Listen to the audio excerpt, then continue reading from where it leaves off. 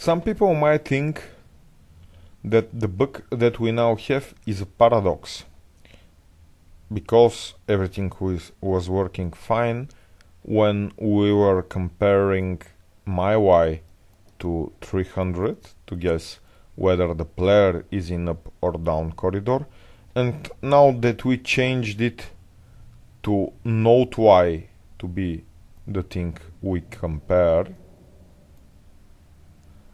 everything's ruined.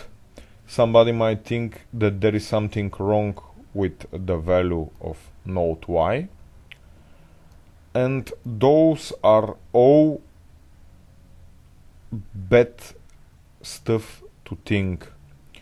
A programmer should not be focused on whether his bug is a paradox, whether everything should be working.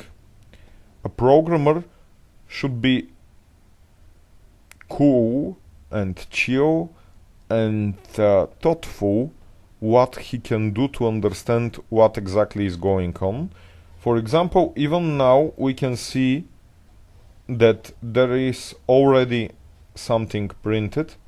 You can see that on each resurrection we can see a new 2 lines printed, 2 console walks on line 9 and on line 16. Line 9 says that the node has reached the left side of the field, and line 16 says one more thing, that the node should be placed in upper corridor. Well, but why? The node is already in the upper corridor. Why is this condition true again? Actually, I wanted only this condition to be true, and I want to place a console walk here to see if this condition is true at all.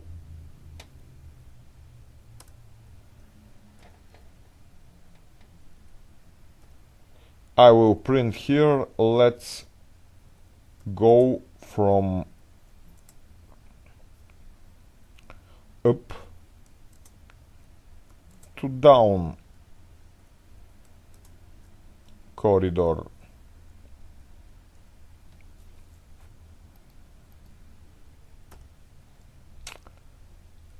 I think we will see this console walk printed always when this if condition is true. So let's see what's going on.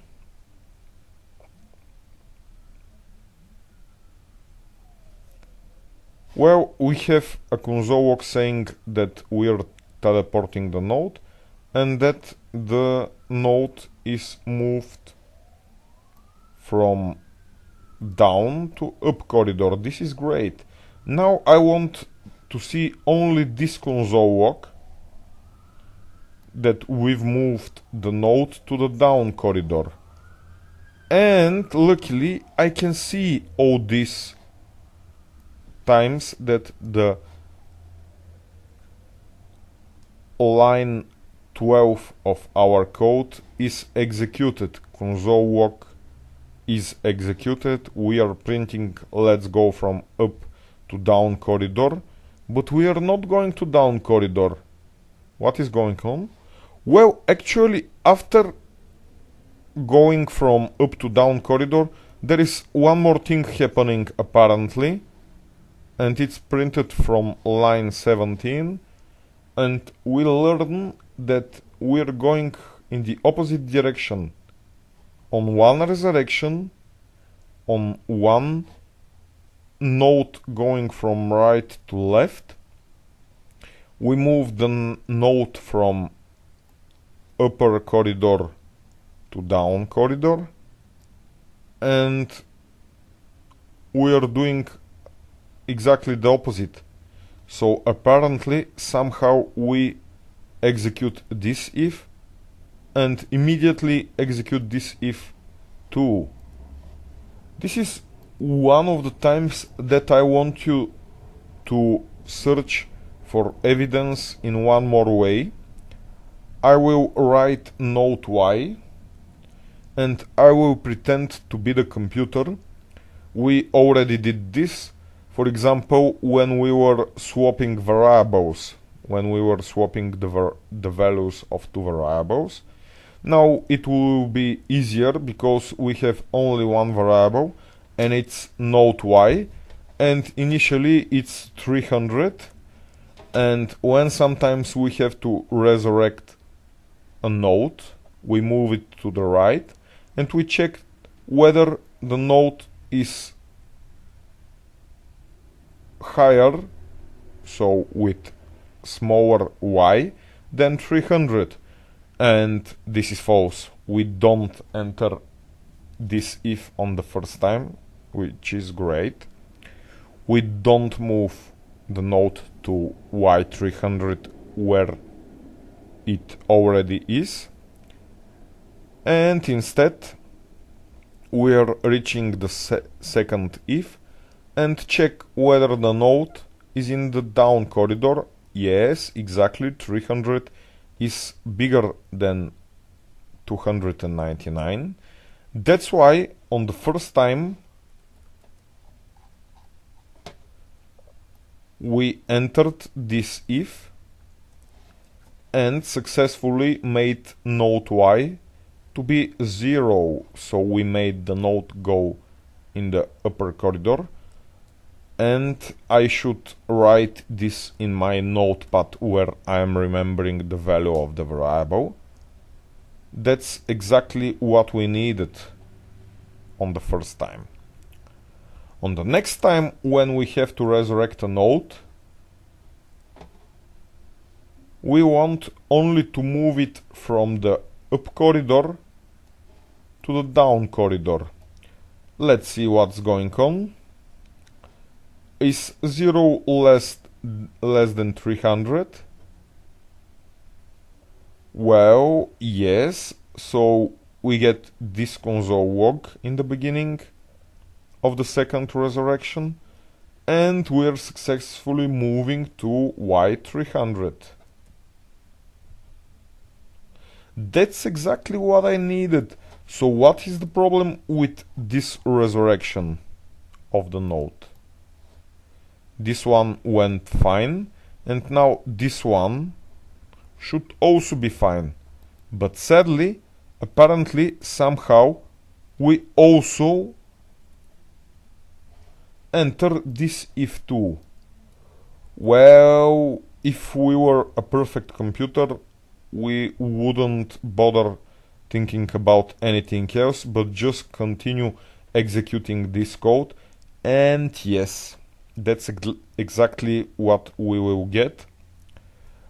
We have to check whether 300 is bigger than 299. Sadly, 300 is the new value of node y. I hoped that we will finish with this value and the node will move from up to down corridor, but sadly this if is now true, so the node has to do one more movement and go back to y0. What is actually happening is that we entered this if and sadly entered this if too. This bug was not happening when we were moving in the opposite corridor of the player, because the condition that we are checking was depending only by the player and we weren't changing the player. We are now changing the node, and the node is the thing that we are looking for in the round brackets of those ifs here. There are other ways to perhaps have one more value, for example out node y.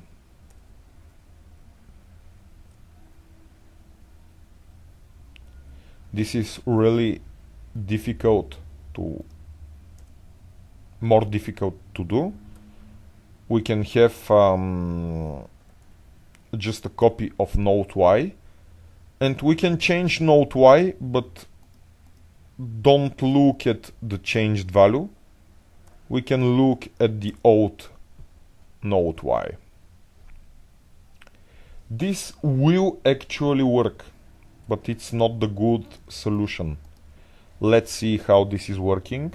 Please do not copy this code, because this code is working, but I don't like it. I will show you something better instead. You can see that, yeah, the node is really swapping up and down corridor, and this is not the good solution. When we were learning about if, we already learned that there is one more thing we can say after the code executed on condition true. We can also say that some code should be executed if the initial condition is false, and I need to press to write else here, and everything will be fine without such a value, such a variables like old node y. I don't need it. I can only have else here. Let's see what's going on when our code is smaller, without new variables, and only with else instead of two ifs.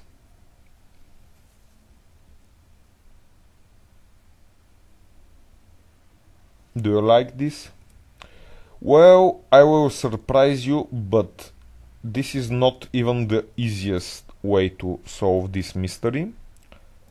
In the next video, I will show you a really epic way to write all this code on just one line and change the value of node y from 300 to 0 to 300 to 0 to 300 with only one line of code. Try to think about this, it's not easy.